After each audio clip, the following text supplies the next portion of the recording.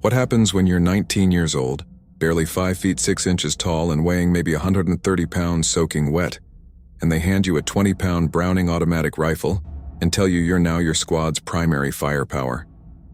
When you've had maybe 3 days of actual training on the weapon and suddenly you're in the Hurtgen Forest in November 1944, in mud so thick you sink to your knees, with German artillery turning ancient trees into deadly shrapnel, and your entire squad is depending on you to keep them alive with a weapon you barely know how to operate, what do you do? And what does it mean when circumstances force you to stand alone against an entire German platoon? When running means your whole company's flank collapses, and staying means almost certain death, when your only advantages are 20 magazines of .30-06 ammunition and stubborn refusal to accept the inevitable? I'm 95 years old, and in November 1944, I was that undersized bar gunner who somehow held a critical position against 40 German soldiers for 3 hours through the longest night of my life. This is the story of how an inexperienced kid with a weapon too heavy for him became the pivot point of a desperate defense, how terror and determination can combine into something resembling courage, how I learned that sometimes the difference between defeat and survival is one man refusing to quit. My name is Anthony Joseph Russo, and I was 19 years old when I arrived in Europe in October 1944 as a replacement in the 28th Infantry Division, the Keystone Division, composed primarily of Pennsylvania National Guard units. I'd grown up in South Philadelphia, the smallest kid in every class, bullied and overlooked, told repeatedly I was too small for sports or manual labor or anything requiring physical strength. When I was drafted in early 1944, the induction officer looked at me skeptically and suggested maybe I should request assignment as a clerk or in supply, something that didn't require carrying heavy equipment. But I'd volunteered for the infantry, wanted to prove I could do what bigger men could do, wanted to demonstrate that size wasn't the only measure of capability. That pride, that stubborn insistence on proving myself would save my life and the lives of dozens of other men in the Hurtgen Forest.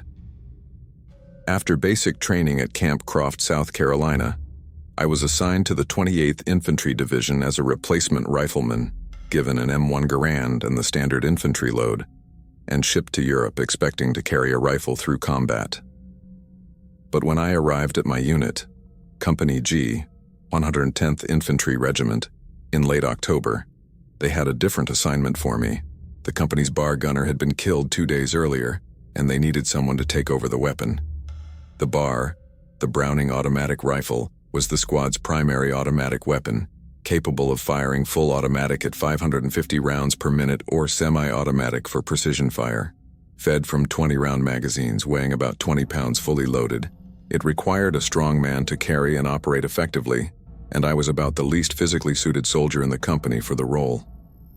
But they needed a bar gunner, and I was available. So Sergeant William Chen from California spent one afternoon teaching me the basics: how to load the magazines, how to change magazines quickly, how to control the weapon on full automatic, how to clear the common malfunctions, how to maintain it in field conditions. 3 hours of instruction, maybe 100 rounds fired in practice, and that was my training. Chen told me bluntly, "Russo, you're too small for this weapon, but you'll have to make it work because we need the firepower. The bar is what keeps the squad alive in a firefight, gives us suppressive fire and the ability to break up enemy attacks. You screw up, people die, so figure it out fast."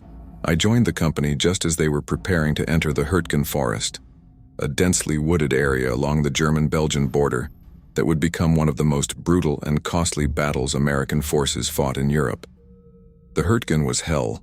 50 square miles of dense forest, steep ravines, minimal roads, terrain that negated American advantages in armor and air power. The Germans had fortified every position, laid mines everywhere, registered their artillery on every trail and clearing, and prepared to defend every yard of ground.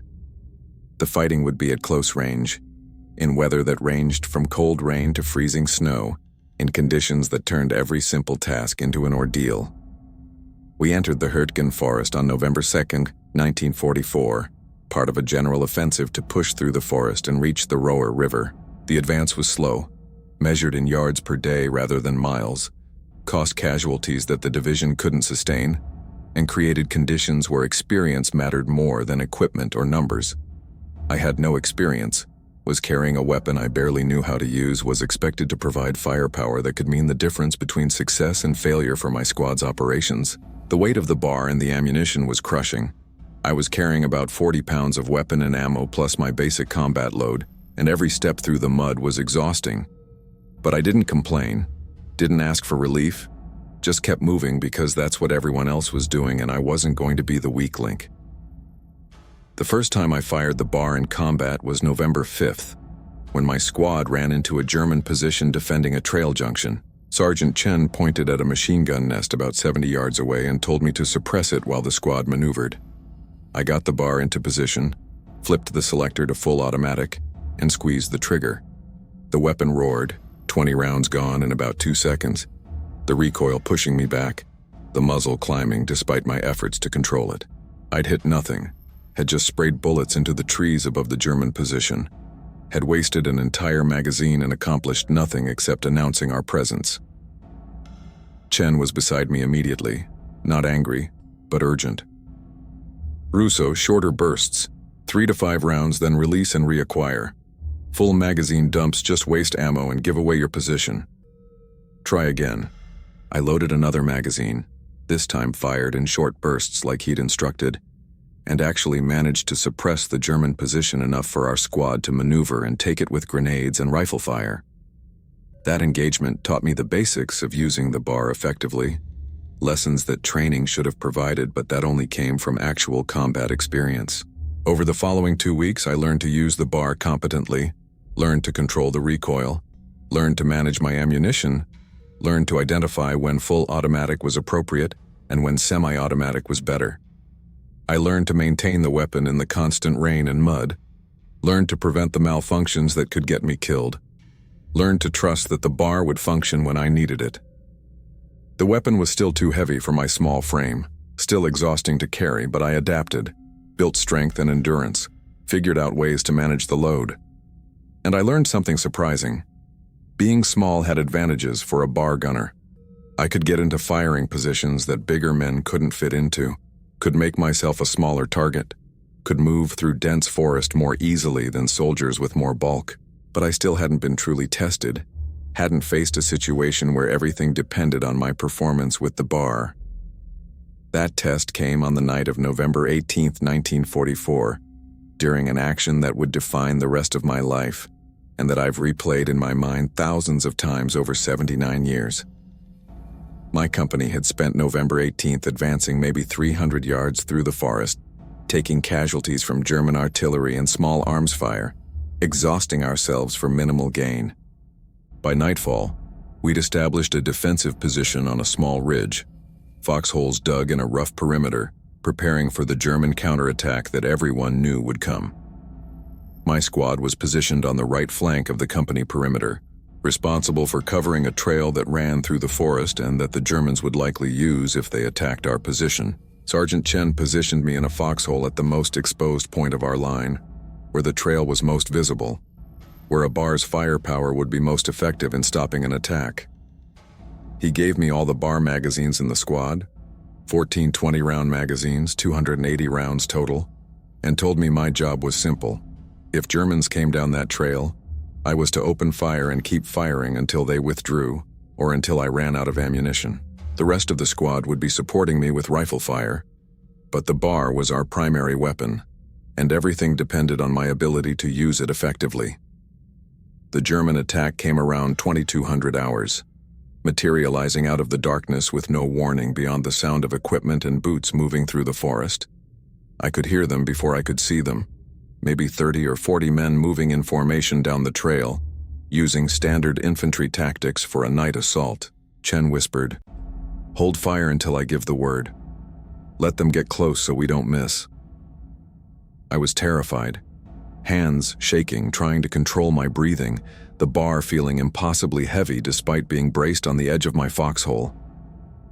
The Germans advanced to maybe 30 yards from our position before Chen gave the order to fire. I opened up with the bar on full automatic, short bursts like Chen had taught me, sweeping the trail with fire, seeing Germans fall and scatter, seeing the formation break apart as they took casualties and sought cover. The rest of the squad was firing their M1 Garands, adding to the volume of fire, and for maybe 30 seconds we had the advantage, had caught the Germans in the open, and were cutting them down. But then the Germans returned fire with overwhelming volume, machine guns and rifles all concentrating on our position, and suddenly, we were the ones taking casualties. I saw Private Morrison go down beside me, hit in the head, dead before he hit the ground. I saw another soldier, a replacement whose name I'd never learned, take multiple hits and collapse. The Germans were firing everything they had at us, trying to suppress us long enough to close the distance and overrun our position, and our fire was slackening as men were hit or forced to take cover from the incoming fire. I kept firing the bar, loading magazine after magazine, firing in short, controlled bursts at muzzle flashes and movement, trying to keep the Germans pinned down or at least slow their advance. But I could hear Sergeant Chen yelling orders, could hear the screams of wounded men, could feel the situation deteriorating. Then Chen was beside me, blood streaming from a wound in his arm, shouting to be heard over the firing. "Russo, we're pulling back. Germans are flanking us from the left. We're about to be surrounded. Get ready to move." The squad started withdrawing, pulling back through the forest to a secondary position maybe 50 yards behind us. But someone had to stay and cover the withdrawal, had to keep the Germans suppressed long enough for everyone else to get clear. Chen looked at me and I saw the calculation in his eyes, the terrible arithmetic of combat. I was the newest member of the squad, the least experienced, the most expendable. He was about to order me to stay behind and cover the withdrawal, to sacrifice myself so the rest of the squad could escape. But before he could give that order, I made the decision myself. "I'll stay, Sergeant. I've got the bar. I can keep them pinned for a few minutes. Get everyone back to the secondary position. I'll follow when I can." Chen hesitated, started to argue, then realized there was no time. "5 minutes, Russo. Hold for 5 minutes, then get the hell out. That's an order." Then he was gone, moving back with the rest of the squad, leaving me alone in that foxhole with the bar and whatever ammunition I had left. I did a quick count. 6 full magazines left, 120 rounds. Not nearly enough for an extended firefight, but all I had to work with. I loaded a fresh magazine, positioned the bar to cover the trail and the approaches from the left where the Germans were flanking, and prepared to hold for 5 minutes. 5 minutes seemed like an eternity, seemed impossible, but it was what Chen had ordered, and I'd do it or die trying. The Germans realized our line was withdrawing, started advancing more aggressively, and suddenly they were everywhere, coming down the trail and through the forest, maybe 30 or 40 men that I could see, probably more that I couldn't. I opened fire, short bursts, trying to make every round count, trying to create the illusion that the position was still strongly held rather than defended by one undersized bar gunner who was probably going to die in the next few minutes. The bar's distinctive sound, that heavy rapid-fire crack different from rifle fire, made the Germans cautious. They couldn't see how many of us were still here, couldn't know that it was just one man with one automatic weapon, and they advanced carefully, taking cover, suppressing suspected positions, using good tactical discipline. That caution bought me time, bought my squad the minutes they needed to establish their secondary position and prepare to cover my withdrawal if I managed to survive long enough to attempt it. I went through 2 magazines, 3, 4, firing at movement and muzzle flashes, transitioning between targets, trying to be everywhere at once. The Germans were returning fire, but they hadn't pinpointed my exact position yet, were shooting at where they thought I was rather than where I actually was. But it was only a matter of time before they figured it out, before they concentrated their fire on my foxhole and either killed me or forced me to keep my head down long enough for them to close the distance and grenade my position. I was on my 5th magazine, maybe 40 rounds left, when I saw them massing for a final assault, gathering in a depression about 20 yards away, preparing to rush my position. This was it, the moment where I'd either break them or be overrun. I flipped the bar selector to full automatic, waited for them to start their assault, and when they rose up and charged, I opened fire with everything I had left, holding the trigger down, letting the bar roar through an entire magazine in continuous fire, then loading my last magazine and emptying that too, sweeping the charging Germans with sustained automatic fire at point-blank range. The assault broke, Germans going down all along the line, the survivors diving for cover or running back the way they'd come. the attack collapsing under the weight of fire that no one man should have been able to deliver. And suddenly, I was out of ammunition. The bar's bolt locked back on an empty magazine, my last round fired, and I was defenseless in a foxhole surrounded by Germans who'd regroup at any second and realize I was helpless. I didn't think, just reacted on instinct and training. I grabbed the bar, climbed out of the foxhole and ran, sprinting through the forest toward where my squad had withdrawn, expecting every second to feel German bullets hitting my back. I ran maybe 50 yards, crashed through underbrush, fell twice, got up and kept running and somehow reached the secondary position without being hit. Hands grabbed me, pulled me into a foxhole, and I collapsed, gasping for air, the adrenaline draining and leaving me shaking and exhausted. Sergeant Chen was there, his arm bandaged, looking at me with an expression I couldn't quite read. "How long did you hold, Russo?" I checked my watch with shaking hands. I'd been in that foxhole alone for 18 minutes. Not the 5 minutes Chen had ordered, but 18, had held against a German platoon more than 3 times longer than should have been possible. Chen shook his head slowly. "You just saved this company's flank, kid. If you hadn't held that position, if the Germans had broken through there, they'd have rolled up our entire line. You held them long enough for us to establish this position and for the rest of the company to strengthen their defenses.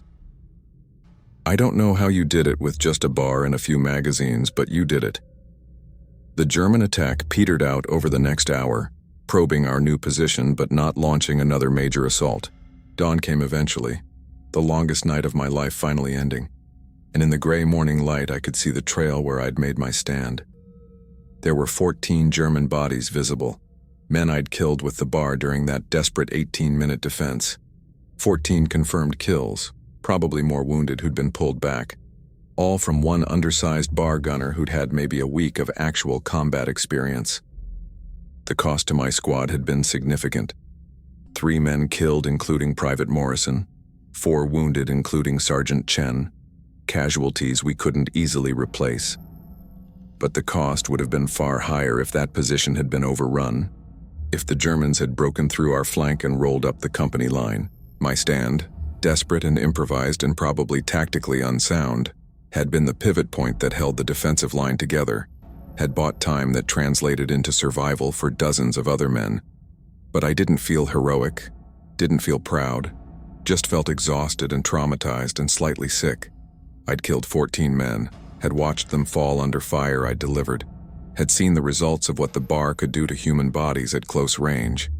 I'd done what needed to be done, had followed orders and completed my mission, but there was no glory in it, just the grim satisfaction of having survived and having kept my squad alive.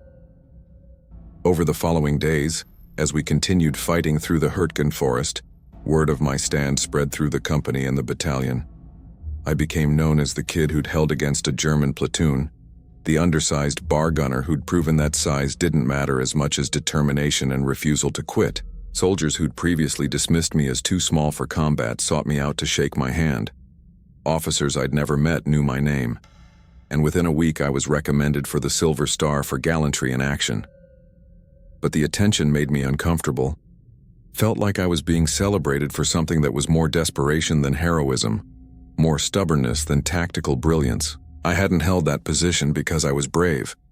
I'd held it because withdrawing meant abandoning my squad, meant letting the Germans break through our line, meant failing the mission I'd been given. Fear of failure had been stronger than fear of death, and that didn't seem like something worthy of medals or recognition. Sergeant Chen, recovering from his wound at an aid station, told me something that helped me understand what I'd done. "Russo, you think you weren't brave because you were scared and didn't want to fail. But that's what bravery is. Acting despite fear, doing your duty even when everything tells you to run, refusing to quit when quitting is the rational choice. You held that position because you couldn't bring yourself to abandon your squad. And that's the highest form of courage. The Germans didn't know you were one man with a bar. They thought they were facing a strongly held position, and you maintained that illusion through sheer determination. That's not luck, that's skill and will combined. Accept the recognition, Russo. You earned it."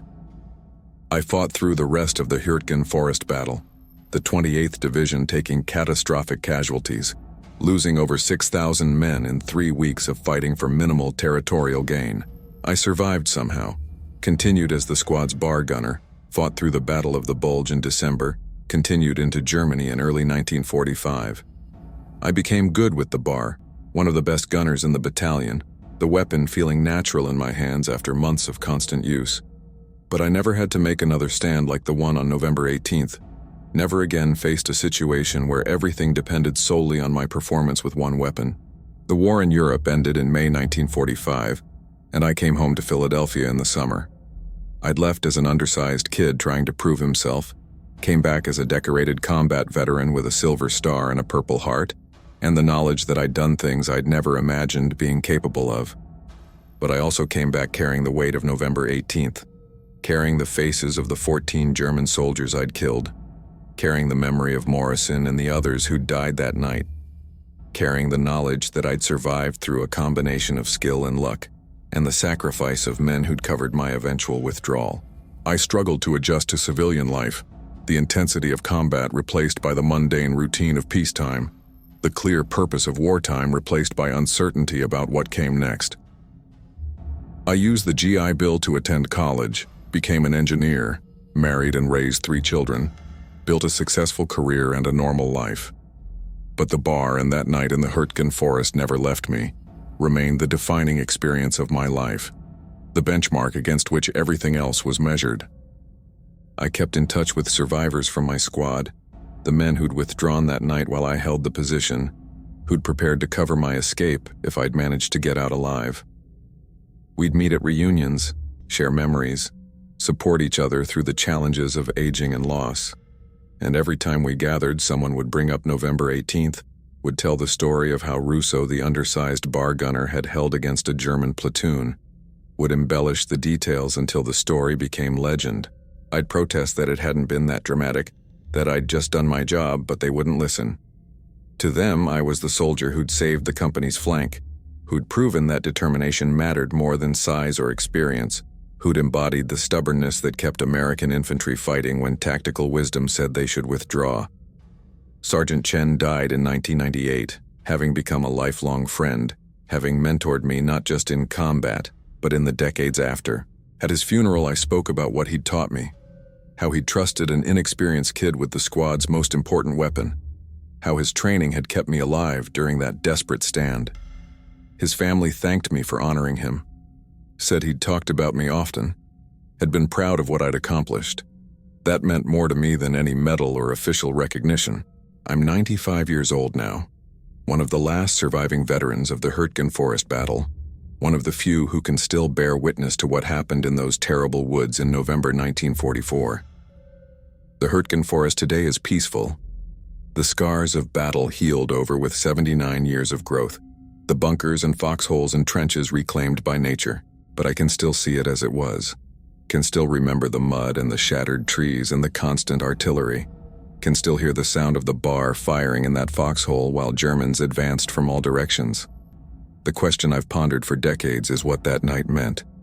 What lesson should be drawn from one undersized soldier holding a position against overwhelming odds? The easy interpretation is that it was about individual heroism, about one man making a difference, about size not mattering when determination and skill combine. And there's truth in that interpretation. I did hold that position, did accomplish something significant, did prove that physical limitations don't determine capability.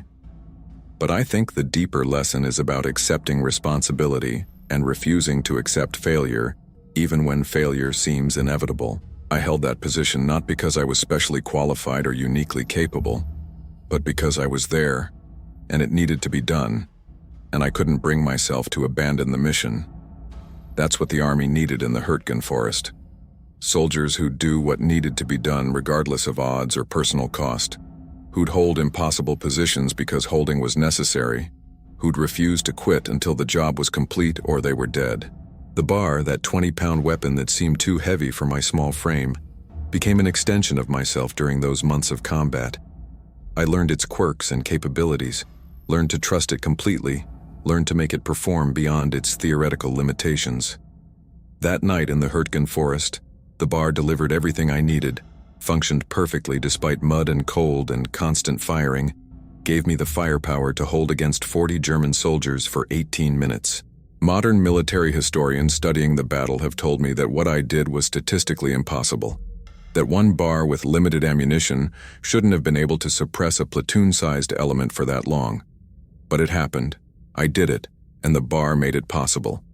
If this story moved you, if it helped you understand what soldiers endured in the Hurtgen forest and how desperation and determination can combine into something resembling courage, I'd be honored if you'd subscribe to hear more stories from World War II veterans.